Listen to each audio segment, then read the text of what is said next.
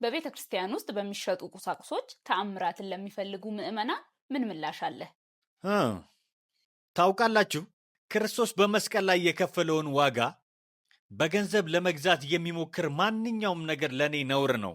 ስለዚህ የመስቀሉ ዋጋ ለሽያጭ የሚቀርብ አይደለም።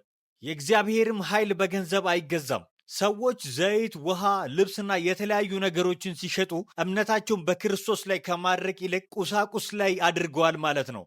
ይህ በሃይማኖት የተሸፈነ የጣዖት አምልኮ ነው። በሐዋርያት ሥራ ምዕራፍ 8 ላይ አስማተኛው ስምዖን መንፈሳዊ ኃይልን ለመግዛት ሲሞክር ጴጥሮስ በጽኑ ሲገስጸው እናያለን።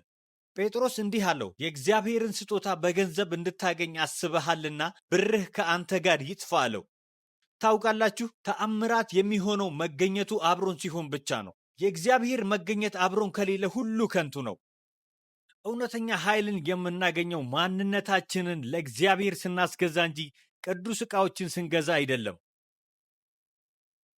ለዚህም ነው የአማኞች ሥልጣን በአምልኮ ሥርዓቶች፣ በዘይት ወይንም በውሃ ውስጥ ያልሆነው።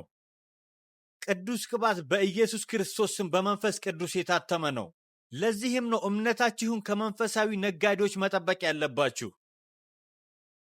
አስታውሱ፣ ጸጋ ነፃ ስጦታ ነው፣ ነገር ግን ርካሽ ሆኖ አያውቅም። ተባረኩ።